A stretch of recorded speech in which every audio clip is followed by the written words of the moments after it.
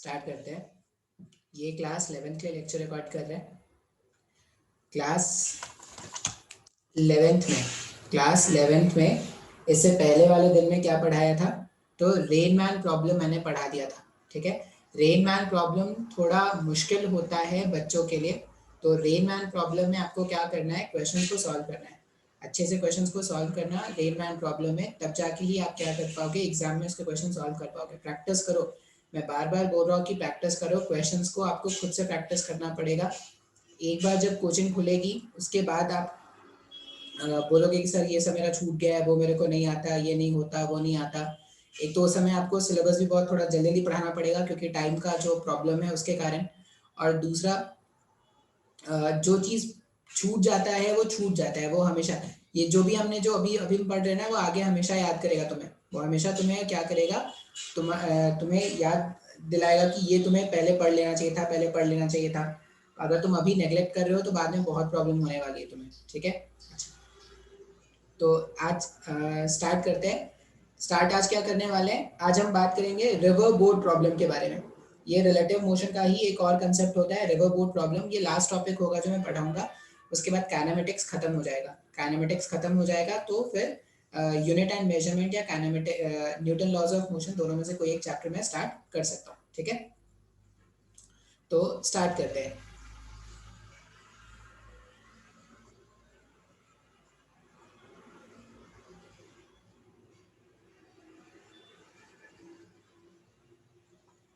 हाँ, बात क्या करने वाले हैं हम बात करने वाले हैं रिवर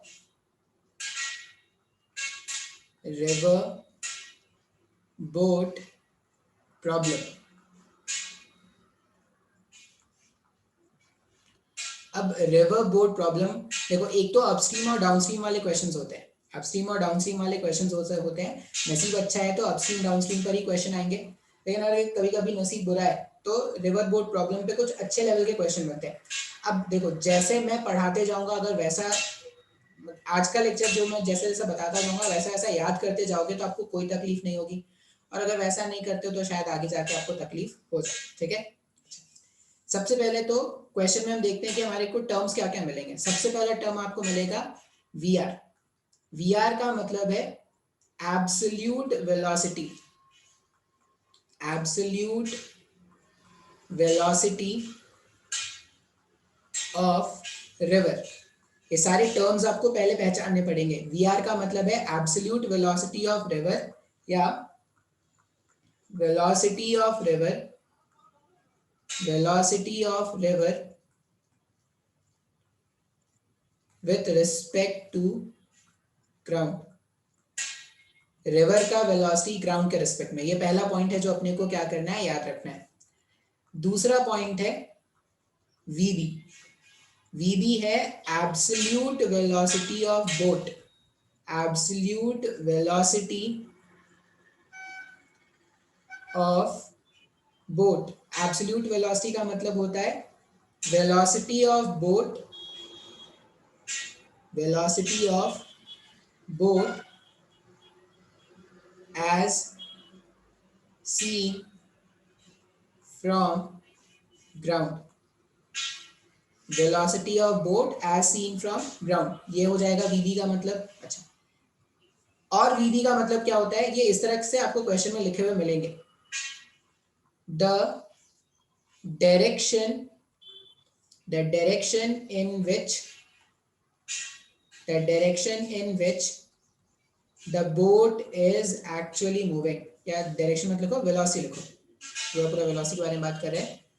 द वेलोसिटी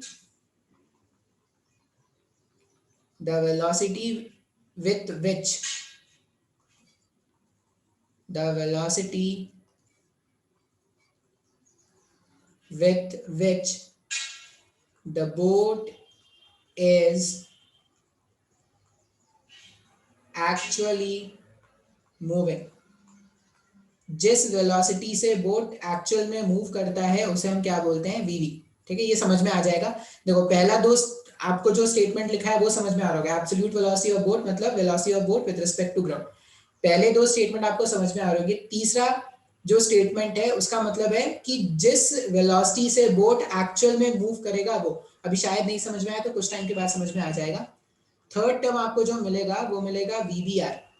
अगर रिवर बोट प्रॉब्लम है तो VBR मिलेगा, अगर man swimmer river swimmer problem है तो स्विमर और ऐसा मिलेगा VMR, velocity of man with respect to river, ऐसा कुछ मिलेगा। ठीक है, VBR का मतलब एक तो होगा velocity of boat, velocity of boat with respect to river, river के रिस्पेक्ट में, रिवर के रिस्पेक्ट में बोट का वेलोसिटी। या आपको ऐसा भी मिल सकता है velocity of boat in still water, velocity of boat in still water. ये समझना बहुत ज्यादा जरूरी है। जैसे VBR, अब जिसके रिस्पेक्ट में देखते हैं वो ऑब्जर्वर होता है क्या, ऑब्जर्वर का मतलब उसको रोक देना है, उसको रोक करके दूसरे पार्टिकल्स के मोशन को एनालाइज करना है। तो VBR का मतलब हो जाएगा velocity of boat in still water. Still water क्यों, क्योंकि रिवर के रिस्पेक्ट में देख रहे हैं, रिवर के रिस्पेक्ट में देख रहे हैं तो रिवर को रोक करके देखना पड़ेगा। अब रिवर को रोक करके देखोगे तो VBR हो जाएगा velocity of boat in still water. ये या तो इस तरह से लिखा मिल सकता है, या आपको ये भी मिल सकता है velocity with which, velocity with विच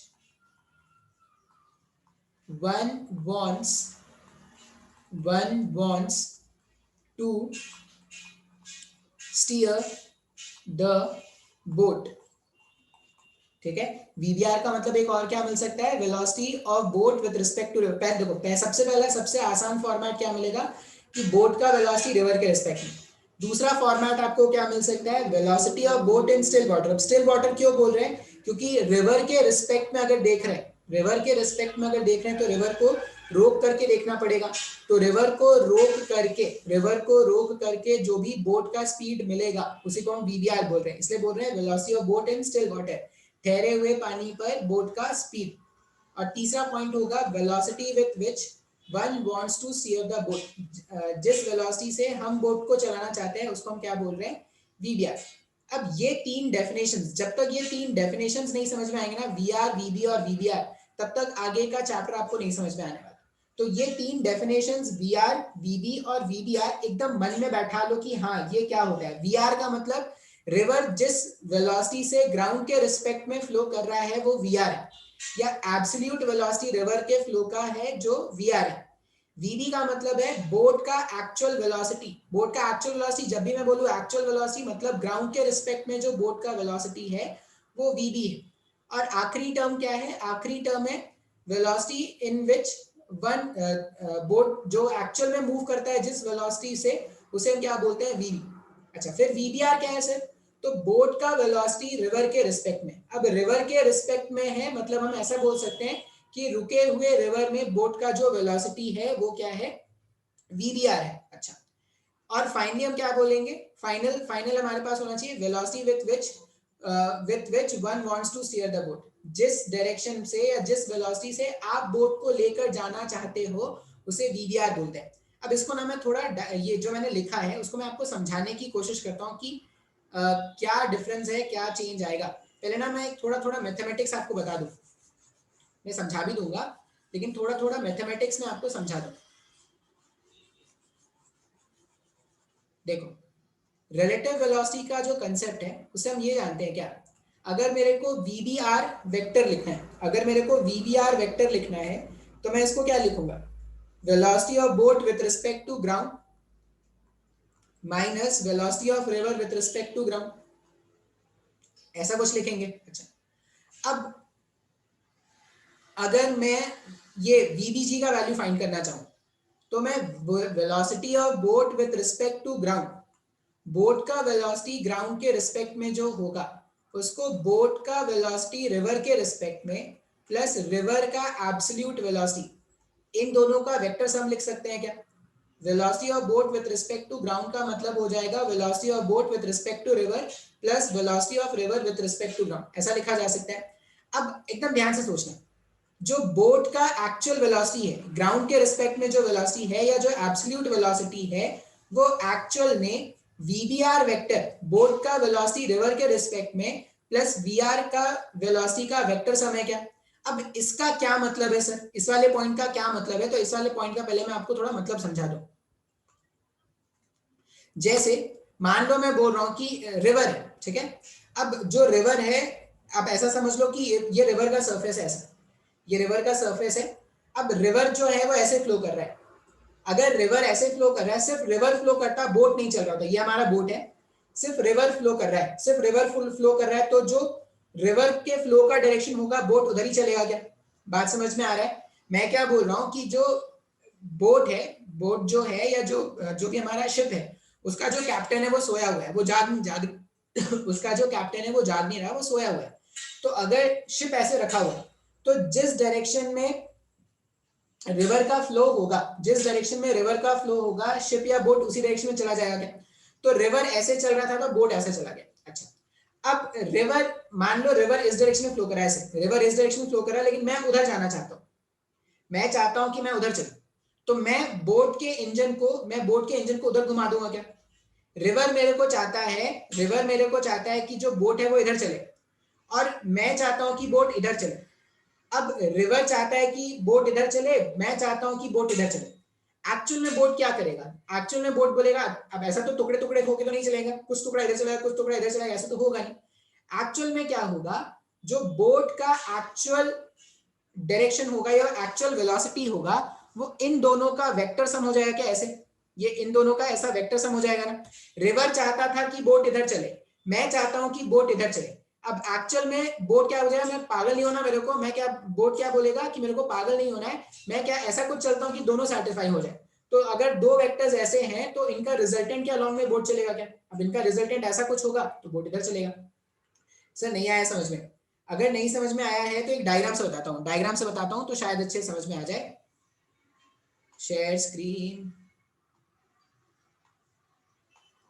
मान लो मैं ऐसा बोल रहा हूँ कि जो रिवर है वो कुछ इस तरह का है,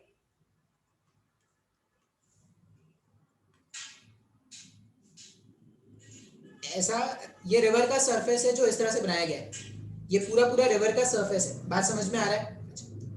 और जो रिवर है, रिवर क्या कर रहा है, फ्लो कर रहा है आगे के साइड में, रिवर जो है वो इस तरह से आगे फ्लो कर रहा है,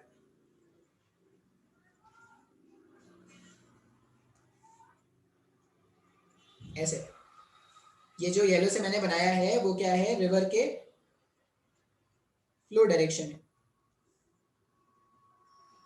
ये हो गया वी आर। अब मान लो एक डॉट से बनाता हूं, मैं बोट को कैसे बना रहा हूं, एक डॉट से बना रहा हूं। अब अगर सिर्फ रिवर फ्लो कर रहा है, सिर्फ रिवर फ्लो कर रहा है, तो जिस डायरेक्शन में रिवर ऐसे ऐसे ऐसे ऐसे पूरे सरफेस में फ्लो कर रहा है, जिस डायरेक्शन में रिवर बोट को लेके चला जाता, बोट वहीं पे चला जाता क्या, तो ये जो रेड डॉट है, ये रेड डॉट क्या करेगा, आगे रिवर के फ्लो के साथ चला जाएगा। रिवर चाहता था कि बोट इधर चले, मैं चाहता हूं, मैं क्या चाहता हूं, मैं चाहता हूं कि जो बोट है,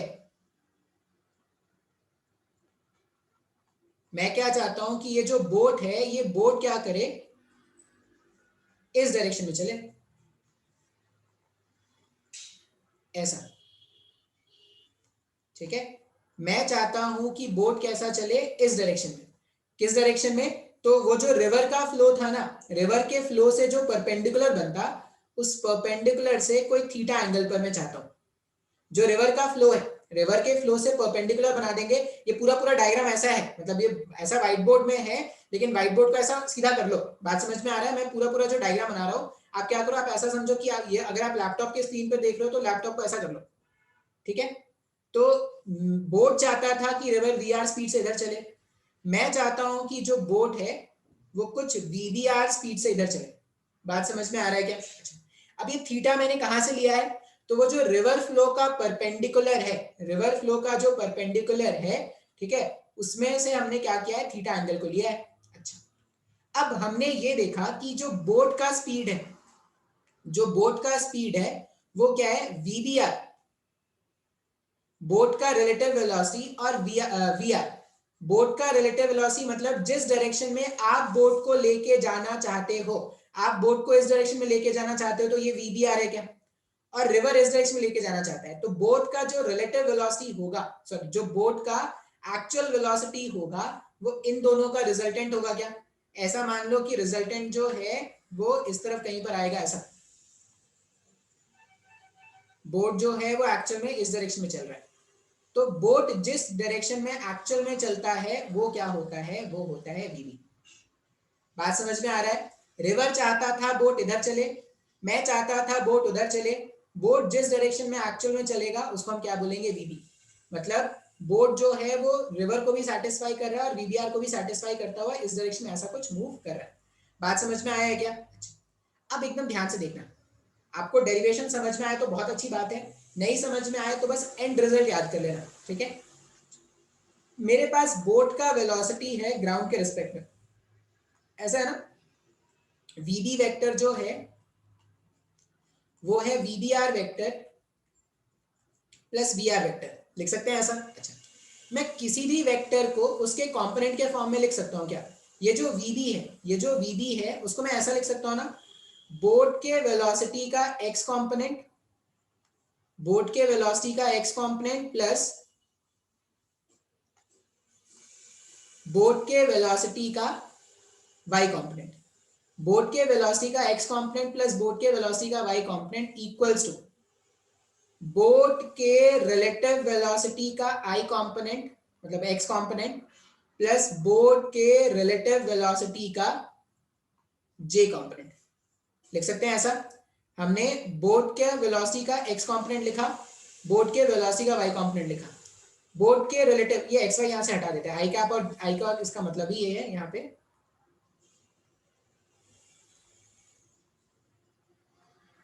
नहीं लिखना पड़ेगा, इधर भी एक्स रखो, इधर वाई रखो, इधर भी एक्स रख दो और इधर वाई रख दो। बोट के वेलोसिटी का एक्स कंपोनेंट प्लस बोट के वेलोसिटी का Y component equals to VVR vector जो है उसको मैंने लिख दिया बोट के रिलेटिव वेलोसिटी का एक्स कंपोनेंट प्लस बोट के रिलेटिव वेलोसिटी का वाई कंपोनेंट प्लस वो जो रिवर फ्लो है, रिवर फ्लो है इसको भी ऐसा ही लिख सकते हैं ना। अब रिवर फ्लो तो एक्स एक्सिस के अलॉन्ग ही हो रहा है, तो मैं उसमें ऐसा ही लिख दे रहा हूं सिर्फ वी रिवर एक्स कंपोनेंट। मैं वाई कंपोनेंट इसलिए नहीं लिख रहा क्योंकि रिवर का फ्लो का वाई कंपोनेंट कुछ भी है नहीं। अब आई कैप वाले टर्म को आई कैप से इक्वेट कर दो और जे कैप वाले टर्म को जे कैप से इक्वेट कर दो। तो अगर आप आई कैप वाले टर्म को आई कैप से इक्वेट करोगे तो बोट के वेलोसिटी का एक्स कंपोनेंट, बोट के वेलोसिटी का एक्स कंपोनेंट जो है वो बोट के रिलेटिव वेलोसिटी का X component plus river flow के एक्स कंपोनेंट। बोट के वेलोसिटी का जो एक्स कंपोनेंट है वो क्या आ रहा है? बोट के रिलेटिव वेलोसिटी का एक्स कंपोनेंट प्लस बोट के रिलेटिव रिवर के वेलोसिटी का एक्स कंपोनेंट, ऐसा लिखा जा सकता है। देखो जब तक तुमको वीबी वीबीआर वीआर ये सब का मतलब नहीं समझ में आया होगा ना तब तक तुमको आगे का लेक्चर नहीं समझ में आएगा, ठीक है? वैसे फिर भी तुम्हारे लिए डेरिवेशन का काम का नहीं है, अब डायरेक्टली फाइनल रिजल्ट नहीं बता सकता, इसलिए मैं आपको इस तरह से थोड़ा सिंप्लीफाई करके बता रहा हूं। अगर समझ में आता है तो ठीक है, नहीं तो एंड रिजल्ट ही याद कर लेना। बोट के वेलोसिटी का मैंने आई कंपोनेंट वाले टर्म्स को आई से इक्वेट कर दिया, तो बोट के वेलोसिटी का एक्स कंपोनेंट जो है वो बोट के रिलेटिव का एक्स प्लस रिवर फ्लो का एक्स कंपोनेंट, ऐसा कुछ इक्वल आ गया। अच्छा, उसी तरह बोट के वेलोसिटी का वाई कंपोनेंट, बोट का वेलोसिटी मतलब जिस डायरेक्शन जिस वेलोसिटी से बोट एक्चुअल में चल रहा था उसका वाई कंपोनेंट जो है वो बोट के रिलेटिव वेलोसिटी के वाई कंपोनेंट की इक्वल आ रहा है क्या? बात समझ में आ रहा है, हाँ या ना? तो मैंने इस वाले इक्वेशन को और इस वाले इक्वेशन को यूज करके vbx और vby का वैल्यू निकाल दिया। अब vbx और vby का वैल्यू क्यों फाइंड आउट कर लिया? क्योंकि vbx और vby ही डिसाइड करेगा कि बोट किस रेट से चलने वाला है। जो भी बोट का एक्चुअल वेलोसिटी है उसी से तो बोट एक्चुअल में मूव करेगा ना, ठीक है? अभी देखते हैं, वैल्यूज लिखते हैं। बोट के वेलोसिटी का एक्स कंपोनेंट, बोट के रिलेटिव वेलोसिटी का एक्स कंपोनेंट कितना है? रिलेटिव वेलोसिटी का एक्स कंपोनेंट, अगर मेरे पास रिलेटिव वेलोसिटी ये है, अगर इसको मैं रिजॉल्व करूं तो एक कंपोनेंट में इधर बना सकता हूं, ये हो जाएगा वीबीआर cos थीटा, जिसके साथ एंगल बनता है वहां पे cos कंपोनेंट आता है, और एक कंपोनेंट इधर बना सकते हैं, ये हो जाएगा वीबीआर sin थीटा।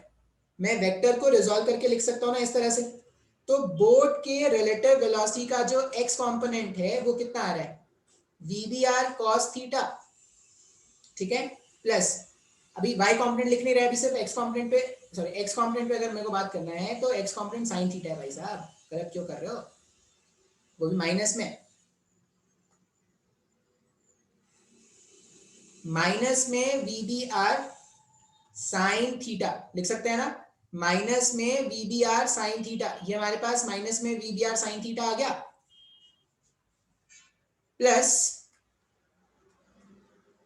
रिवर के फ्लो का एक्स कंपोनेंट, रिवर के फ्लो का एक्स कंपोनेंट, अब रिवर तो एक्स डायरेक्शन में ही फ्लो करा तो प्लस वी आर लिख देंगे, मतलब बोट के वेलोसिटी का एक्स कंपोनेंट जो है वो V R minus V B R sine theta के इक्वल है क्या, बोट के वेलोसिटी का एक्स कंपोनेंट जो है वो V R minus V B R sine theta के इक्वल है, ये मेरे पास बोट के वेलोसिटी का एक्स कंपोनेंट का वैल्यू आ गया, बिल्कुल सही। अब अगर मुझे बोट के वेलोसिटी का y कंपोनेंट जानना है, तो बोट के वेलोसिटी का y कंपोनेंट मतलब बोट के रिलेटिव वेलोसिटी का y कंपोनेंट, बोट के वेलोसिटी का y कंपोनेंट मतलब बोट का रिलेटिव वेलोसिटी का y कंपोनेंट, बोट के रिलेटिव वेलोसिटी का y कंपोनेंट कितना आया है, vbr cos थीटा, मतलब बोट जो है x के डायरेक्शन में बोट चलेगा इस स्पीड से और y डायरेक्शन में बोट चलेगा इस स्पीड से।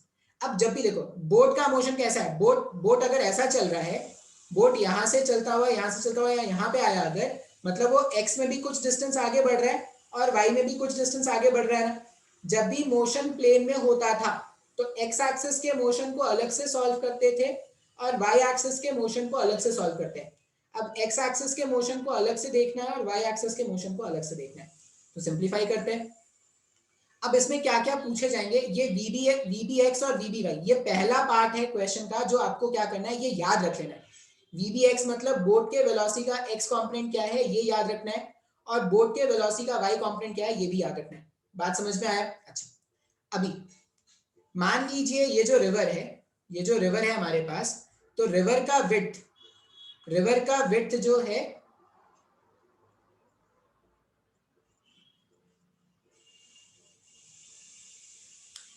रिवर का विड्थ जो है वो है W।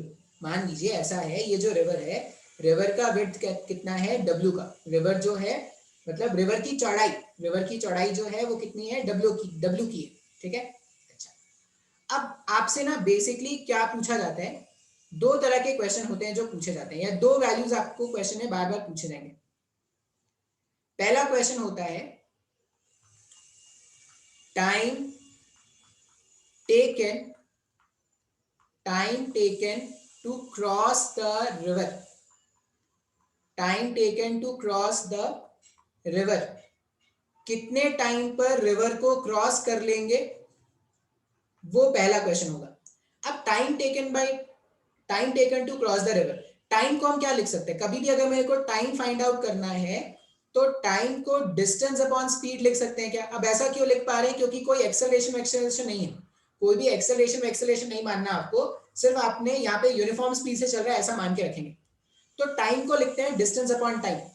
अभी देखो, अगर मैं बात करूं time taken to cross the river, river को क्रॉस करने का जो समय है, तो रिवर को क्रॉस कर रहे हैं मतलब पार्टिकल जब मान लो यहां से चलता हुआ यहां से चलता हुआ यहां से चलता हुआ ऐसा आया, तो वाई डायरेक्शन में उसका डिस्प्लेसमेंट कितना हुआ।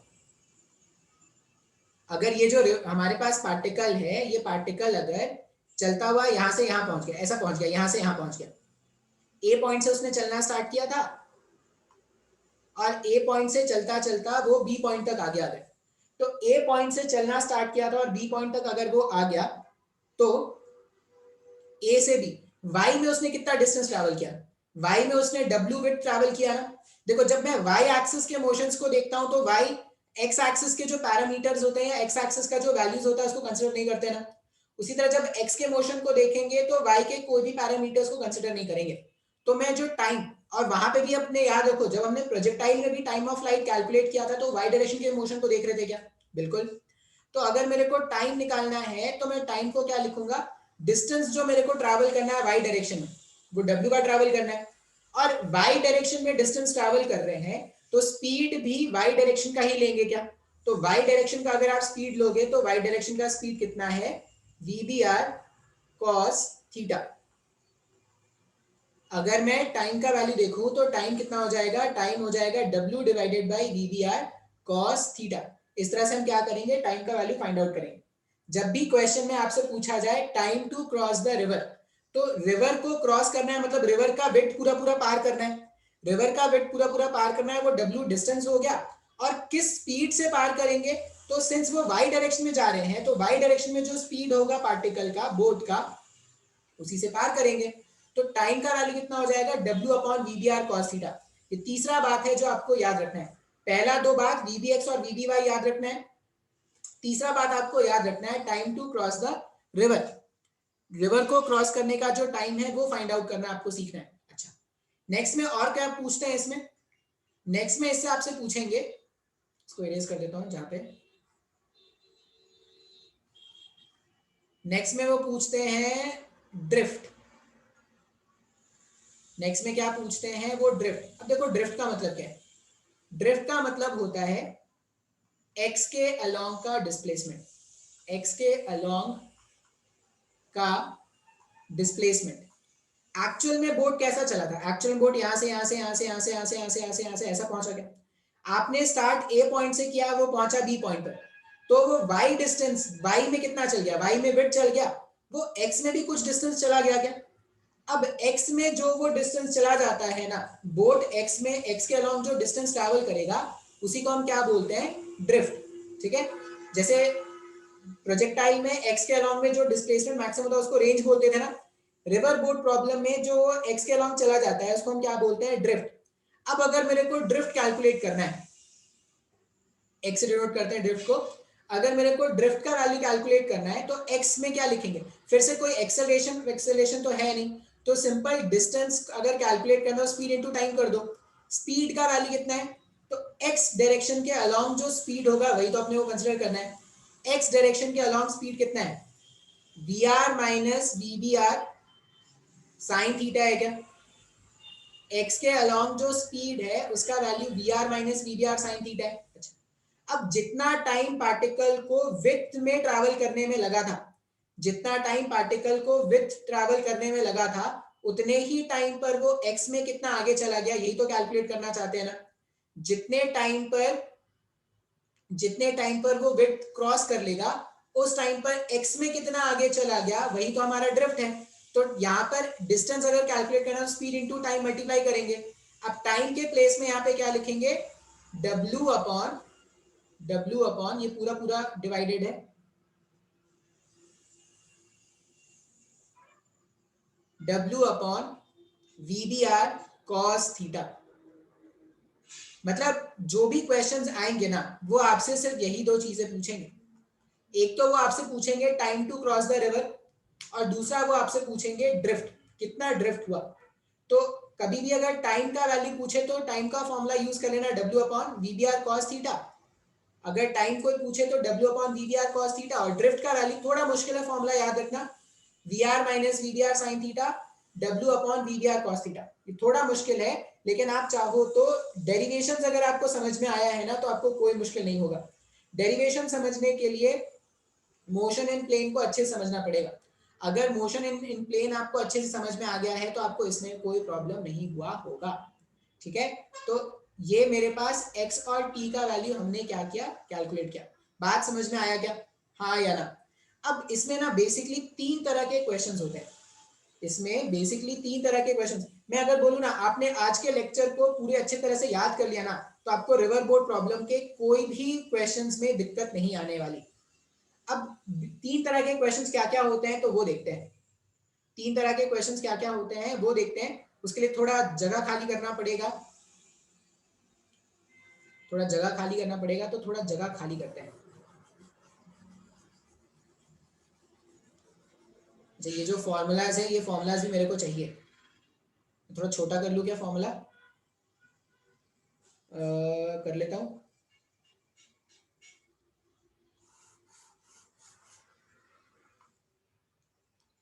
x का वैल्यू क्या आया था, V R minus V B R sine theta w divided by V B R cos theta. ये x का वैल्यू आया। टाइम का वैल्यू कितना आया था? टाइम का वैल्यू आया था W upon VBR cos theta, ये टाइम का वैल्यू आया था, ठीक है। टाइप 1 प्रॉब्लम पे बात कर रहे हैं।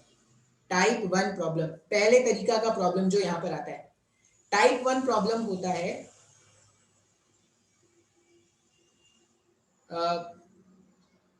मिनिमम क्या इसको बोलेंगे, minimum time to cross the river. Minimum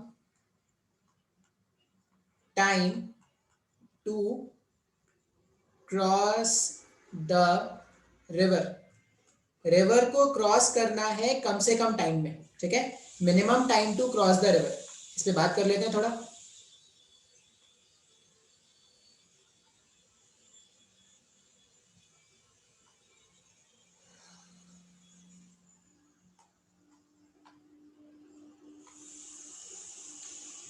जो बोट है, बोट यहां से स्टार्ट करता था, ठीक है। इस डायरेक्शन में हमने रखा था VR, और यहां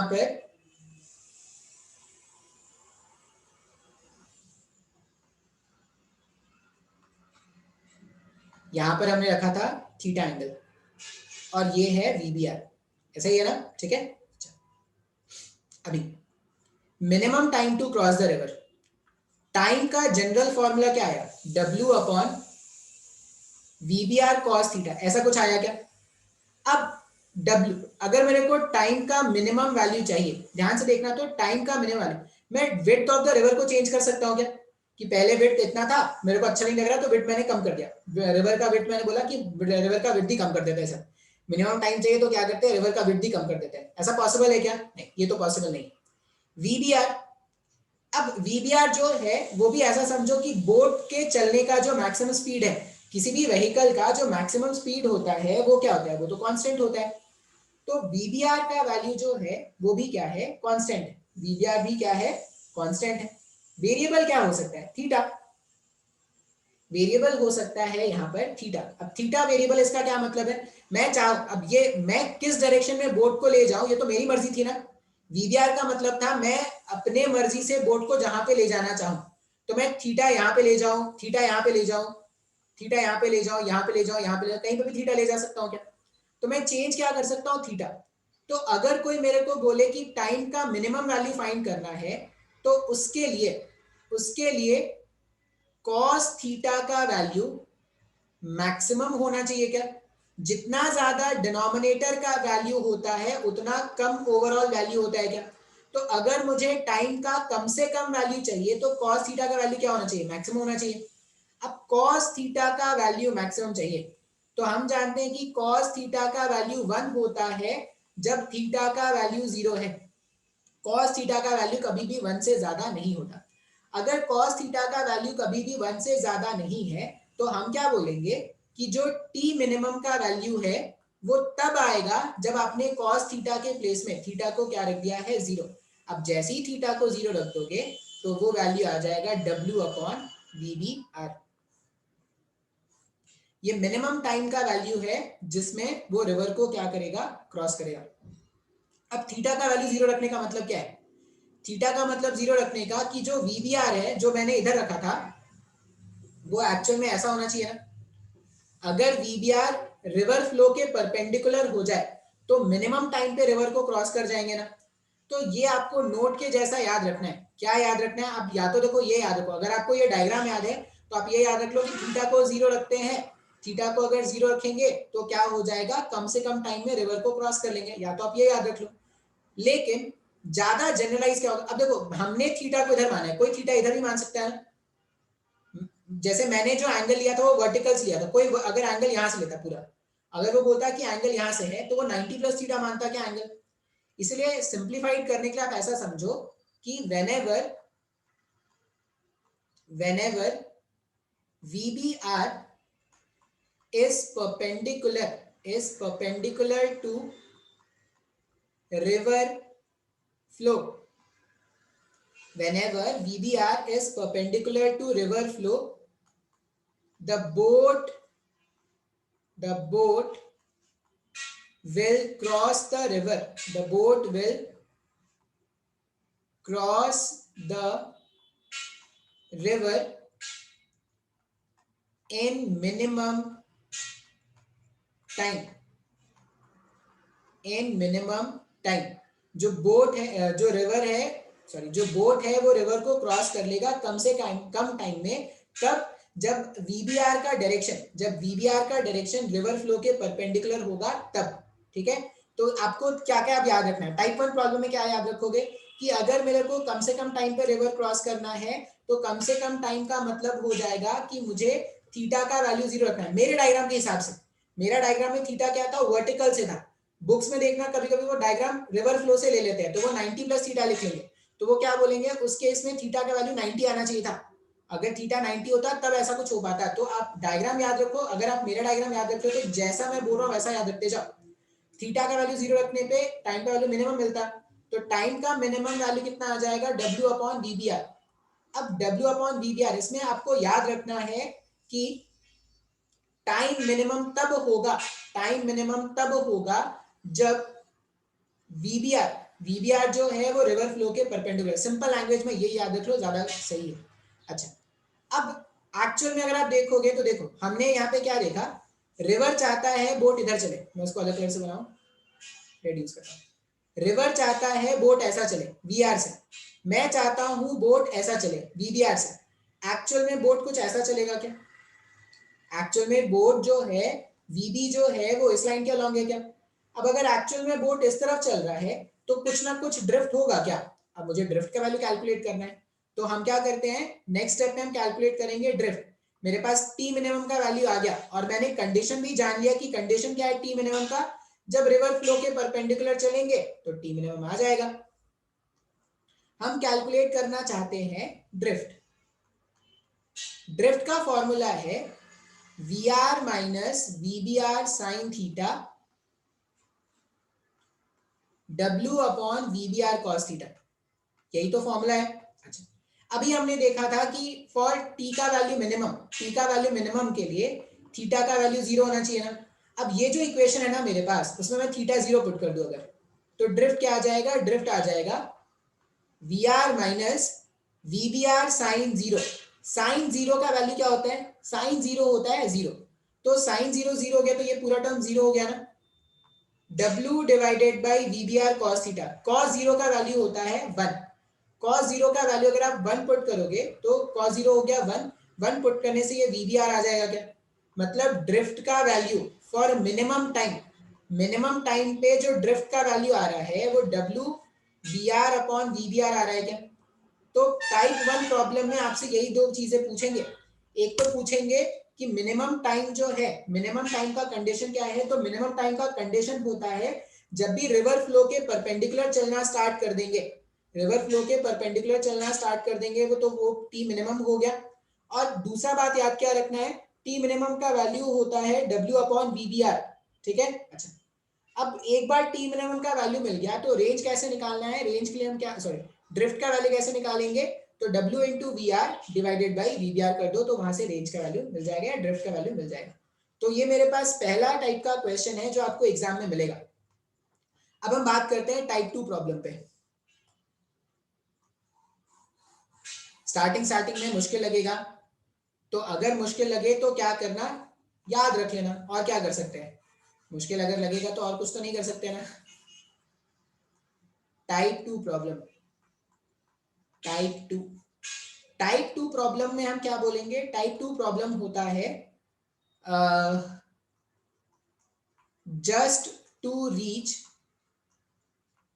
just to reach the opposite bank, just to reach the opposite bank of the river, of the river.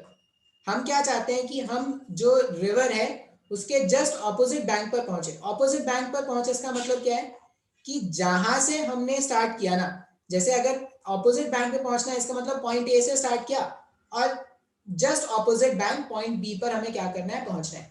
अब just opposite B, just opposite point B पर पहुंचने का क्या कंडीशन है वो हमें फाइंड आउट करना है। अब अगर मैं बोलूं कि मैं जस्ट ऑपोजिट बैंक पर पहुंचना चाहता हूं तो ड्रिफ्ट कितना हो जाएगा? अगर ए से स्टार्ट करके बी पर पहुंच गए तो ड्रिफ्ट कितना हो जाएगा? ड्रिफ्ट 0 हो जाएगा क्या? हमने ए से स्टार्ट किया, हमने स्टार्ट जरूर ए से किया, लेकिन पहुंच गया डायरेक्टली बी तक, जस्ट ऑपोजिट पॉइंट तक, तो उस केस में ड्रिफ्ट कितना हो गया, 0 हो गया। अब ड्रिफ्ट का फॉर्मूला क्या आया था, ड्रिफ्ट का जनरल फॉर्मूला आया था, ड्रिफ्ट का फॉर्मूला था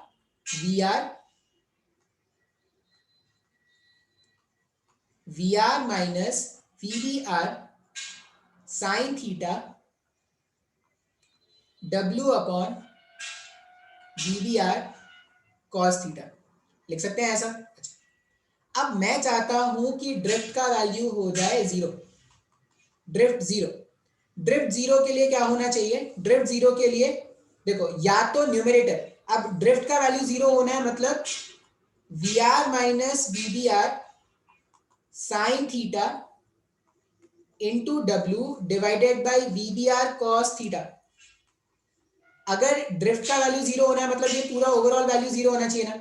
अब देखो, फ्रैक्शन का टर्म 0 तब होता है, कोई भी फ्रैक्शन का टर्म 0 तब होता है जब या तो न्यूमरेटर का वैल्यू 0 हो जाए या डिनोमिनेटर टेंडिंग टू इंफिनिटी हो जाए। किसी भी वैल्यू को जब इंफिनिटी से डिवाइड करेंगे तब रिजल्ट 0 मिलेगा, या 0 को किसी भी नंबर से डिवाइड कर दोगे तब भी रिजल्ट 0 मिलेगा। तो दो पॉसिबिलिटीज हो सकती थी यहाँ पे। पहला पॉसिबिलिटी हो सकता है कि V R minus V sine theta into W का वैल्यू 0 हो जाए, ठीक है। दूसरा पॉसिबिलिटी हो सकता है वी कॉस थीटा का वैल्यू टेंडिंग टू इंफिनिटी हो जाए। अब वी कॉस थीटा का वैल्यू, कॉस थीटा का मैक्सिमम वैल्यू होता है 1, इसका मतलब वी कॉस थीटा अगर इंफिनिटी लाना होता तो वी का वैल्यू इंफिनिटी होता क्या। किसी भी पार्टिकल का स्पीड लाइट के स्पीड से ज्यादा नहीं हो सकता। अगर किसी भी पार्टिकल का स्पीड लाइट के स्पीड से ज्यादा नहीं हो सकता, इसका मतलब ये जो वी कॉस थीटा है वो तो कभी इंफिनिटी नहीं बना सकते। अब अगर वी कॉस थीटा को इंफिनिटी नहीं बना सकते तो पहले वाले स्टेप पे जाएंगे। इसका मतलब हम क्या बोलेंगे, ठीक है भाई साहब, अगर ड्रिफ्ट 0 चाहिए तो V R minus V sine theta into W, ये 0 होना चाहिए। अब फिर से, जब भी आपने दो नंबर्स का मल्टीप्लीकेशन किया और रिजल्ट 0 आ रहा है, मतलब या तो दोनों के दोनों 0 होंगे या दोनों में से कोई एक 0 होगा। W तो कभी 0 हो नहीं सकता, अगर रिवर का विड्थ ही नहीं है तो जस्ट ऑपोजिट एंगल पहुंचने कोई सेंस ही नहीं है। इसका मतलब V R minus V sine theta, V R minus V sine theta, ये 0 होगा क्या, V R minus V sine theta 0 होगा। तो इसको अगर हम लिखे तो क्या लिख सकते हैं, वी आर इक्वल्स टू, ऐसा लिख सकते हैं ना, V R equals to V sine theta. अच्छा, इसका मतलब साइन थीटा का वैल्यू कितना आ जाएगा, साइन थीटा आ जाएगा V R divided by V R, ये हमारे पास साइन थीटा का वैल्यू। अब साइन थीटा का वैल्यू मिल गया सर, ये क्या मिल गया सर, साइन थीटा का वैल्यू मिल गया तो क्या हो गया, आप ये स्क्रीन पॉज करके नोट कर लेना। साइन थीटा का वैल्यू मिल गया मतलब आपको थीटा मिल गया। मान लो ये साइन थीटा हमारे पास कितना आया, साइन थीटा हमारे पास आया V R upon V R. मान लो एग्जाम्पल ये बोल रहे हैं, if sine theta is half, मतलब वी आर और वी आर का रेशियो अगर हाफ आया होता तो थीटा 30 डिग्री होता क्या। इसका मतलब जब मैं वर्टिकल से अपने बोट को 30 डिग्री पे मूव कराता वी आर और गिवन वी के लिए, तब ये जस्ट ऑपोजिट बैंक पे पहुंच जाएगा क्या, हाँ या ना। तो हमने जो कंडीशन ड्रिफ्ट इक्वल्स टू 0 को इक्वेट करके बनाया है उससे मुझे एंगल मिल जा रहा है। कौन सा एंगल, मुझे वर्टिकल से वो एंगल मिल जा रहा है जिसके अलोंग मैं अपने बोट को ले जाऊं तो वो जस्ट ऑपोजिट बैंक पे पहुंच जाएगा। तो यहाँ पर जो मेरे को sine theta equals to V R upon V R मिल गया, तो यहां से हम क्या लिख सकते हैं, यहां से हमें थीटा मिल जाएगा, थीटा मिल जाएगा, मतलब किस डायरेक्शन में बोट को स्टीयर करें, मतलब किस डायरेक्शन में बोट को स्टीयर करें कि वो जस्ट ऑपोजिट पॉइंट पर पहुंच जाए, कि वो जस्ट ऑपोजिट पॉइंट पर पहुंच जाए, जस्ट ऑपोजिट पॉइंट पर पहुंच जाए, स्टीयर करे कि वो जस्ट ऑपोजिट पॉइंट पर पहुंच जाए। यहां से थीटा मिल जाएगा, थीटा मिल जाएगा किस डायरेक्शन में, इसका थीटा मिल जाएगा मतलब किस डायरेक्शन में बोट को स्टीयर करे कि वो जस्ट ऑपोजिट पॉइंट पर पहुंच जाए। ये आप नोट करके लिख लेना, ठीक है। अच्छा, अब मेरे को ना एक कंडीशन मिल गया, मेरे को एंगल मिल गया। अब अगर आप ध्यान से सोचोगे तो देखो, रिवर चाहता है, रिवर चाहता है, अलग कलर से दिखा रहे हैं कि बोट ऐसा चले, रिवर चाहता था बोट ऐसा चले, मैं चाहता था बोट ऐसा चले, मैं चाहता था बोट ऐसा चले। एक्चुअल में बोट इन दोनों के रिजल्टेंट के अलॉन्ग चलेगा और वो रिजल्टेंट इस बार एकदम परपेंडिकुलर टू रिवर फ्लो होगा, वो resultant perpendicular to river flow होगा, तभी तो बोट ऐसे ऐसे ऐसे ऐसे ऐसे, ऐसे चल के यहाँ पे पहुंचेगा। इसका मतलब ये बोलेंगे कि फॉर मिनिमम ड्रिफ्ट, इसका मतलब क्या बोलेंगे, फॉर मिनिमम ड्रिफ्ट नहीं, for zero drift, for zero drift velocity of boat, velocity of boat is perpendicular to river flow। First वाले केस में वीबीआर आया था, फर्स्ट वाले केस में VBR perpendicular to river flow था, इस बार वीबी जो है वो परपेंडिकुलर टू रिवर फ्लो। अच्छा, इस केस में अगर आपसे कोई टाइम पूछे कि time to cross the, time to cross the river, कोई पूछे टी मतलब time to cross the river, time to cross the river, time to cross the river अगर अपने को कैलकुलेट करना है तो टाइम देखो कैसे कैलकुलेट करेंगे। टाइम के लिए हम क्या करते हैं, विड्थ को वीबीआर कॉस थीटा से डिवाइड करते हैं क्या, विड्थ को वीबीआर कॉस थीटा से डिवाइड कर देंगे, टाइम मिल जाएगा। अब अगर मेरे को साइन थीटा पता है, अगर मेरे को साइन थीटा पता है, साइन थीटा था वी आर अपॉन वीबीआर, तो मैं कॉस थीटा लिख सकता हूँ ना, यहाँ से कॉस थीटा क्या लिख देंगे, root over 1 minus sine square theta होता है।